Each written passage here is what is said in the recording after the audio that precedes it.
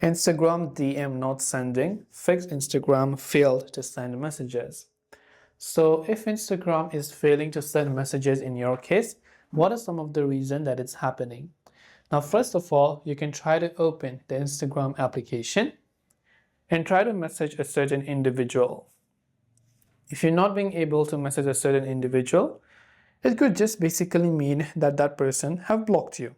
If you're being able to send messages to other people, but not to that person, then that could be the case. So you want to make sure that's not the case. And then you also want to make sure that you cannot send messages. So if you're not being able to send messages to anybody, then we can come to conclusion that there's something wrong with Instagram. First of all, make sure your internet connection is working just fine. You can also try to clear the cache files of the Instagram app.